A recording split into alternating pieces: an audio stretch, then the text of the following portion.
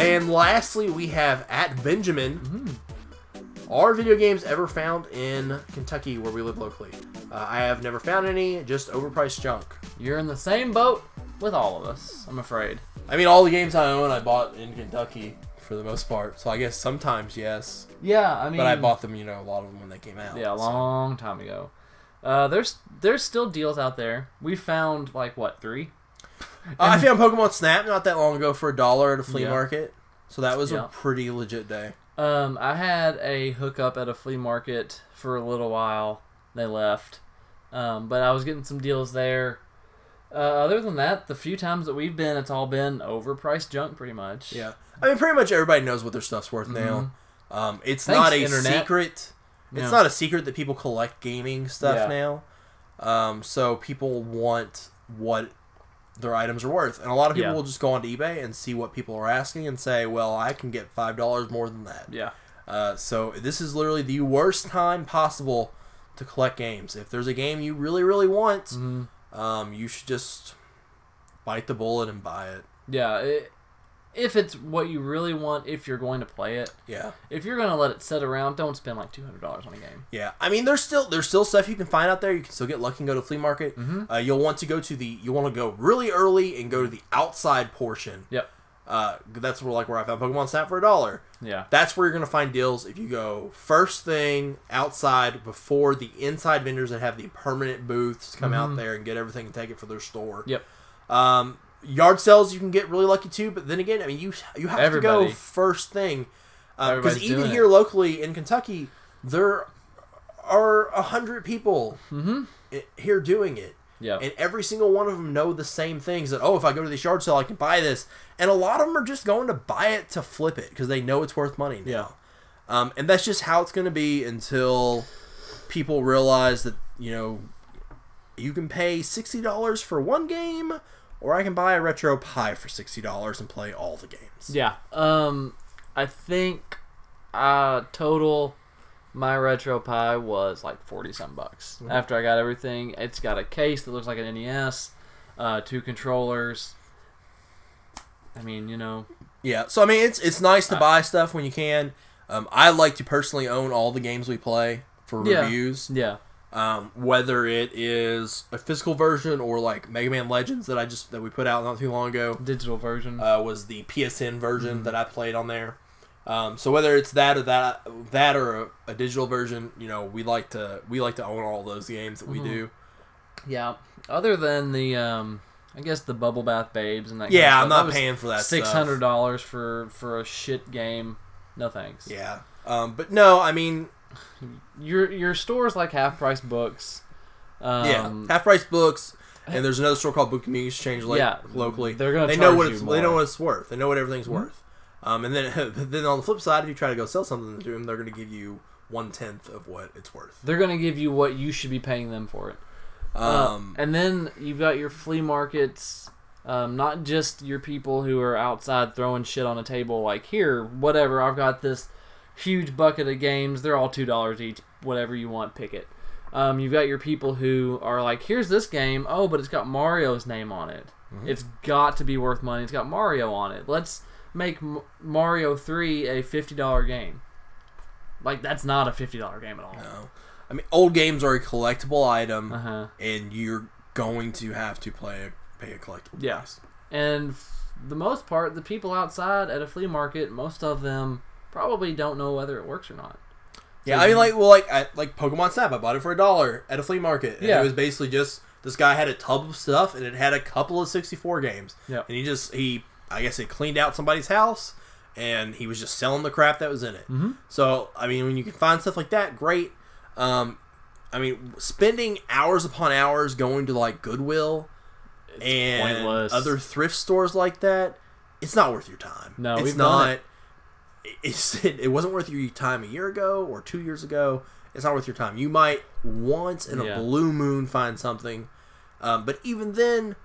we went to some thrift stores when we were coming back from Canada in New York, and they wanted ridiculous prices for games. They wanted, what was it, $35 for Super Mario Brothers 3. Yeah. So no thank you. No thank you. It's not worth that.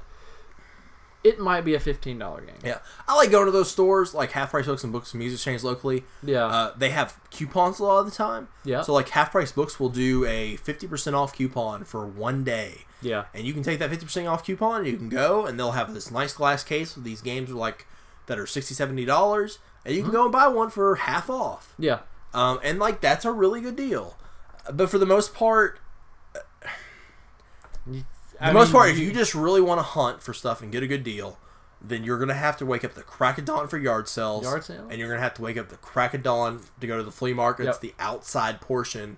And the problem with that is those people and the people that have the permanent booths inside get there way before you're going to get there. Yep. So those people that have those permanent booths inside have already gone outside and taken what was worth taking. Yep. It's all picked over. And another thing with like flea markets and stuff, the quality of what you're going to get. It's going to be sun damaged from sitting outside. Yep. It's going to have label tears. It's going to have peeling. It's going to probably smell like smoke. I've had that problem before. I've had to throw games in a bag with a dryer sheet to try to get the smoke smell out of it. And that one booth that we went into had Donkey Kong 64 for like $60. It was a crap copy. I could sit right there in his store. Well, he had that Digimon World game that should have been $30, and he had it for like $60, and he had written on the manual the price. Yeah. And so I could sit right there in his store, get on eBay, buy the game, see pictures of it, perfect condition, like $20 if I wanted it. I don't want to promote eBay, but sometimes it's better. Yeah. I mean, it's like I said, if you're going out there trying to collect the games, you're fighting against 100 other people that want to do the same thing you want to do, and you're fighting against another 20 people that are doing it to put food on the table. Yeah. So it's honestly just a losing battle. Yeah, I mean, if you be happy when you find something. Yeah. But don't say, "Hey, I'm going to spend this whole day to do this," and then be upset when you don't find anything. Because we've been there. Or when you go to a yard sale and someone's like, "Oh yeah, you just missed it. I had a whole Nintendo, and this guy for some reason just wanted to buy it all. Gave me $50 for all of it." Yeah, all 700 plus games. He bought it all. So there you go. No, 5 years ago, you could have bought stuff. Yeah, but now it's not that good. And he also had mentioned, not in this question, but going across the pond to our northern state of Indiana. And I don't know where that is. And getting things. Oh, you know what? We did get some good deals in Indiana. Well, that's what I was going to say. There was one store in Indianapolis that was amazing. Was it like CD Replay? I don't remember. It was this store that had amazing deals. Some guy that got there before us, or they were holding the games for him, Disc Replay. Bought all 4 of the Dot Hat games for like $120, which is like the price of the last Dot Hat game. Yeah. So there's still some stores like that will price their stuff reasonably. Yeah. Like we went in there, like I bought Metroid Prime Trilogy for $20, I think. Yeah, she the lady had priced it. She was carrying. I saw the price tag on it because that's still when it was like a $70 game. Yeah. And she was carrying it around, and I knew he didn't have it, and I saw it.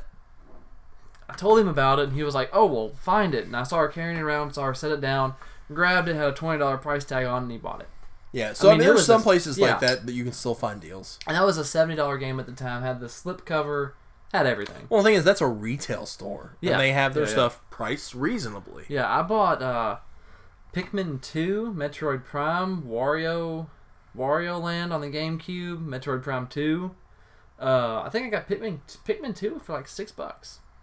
It was like it's a pretty expensive game, or it was. Yeah, yeah. So I mean, here locally, no, there's not really anything. But I mean, there are still places out there. You just have to Kentucky get really lucky. Is just I mean, that's like if I see a game store, I like to go in at least once to see what they have. And like obviously, I've been to all the ones that are here local. But you know, if you're ever traveling, it's always worth stopping. And even if you don't buy anything, you know, it's still fun going and just looking to see what they've got behind that glass case, the things that they know are worth money. But yeah, it's just a losing battle at this point.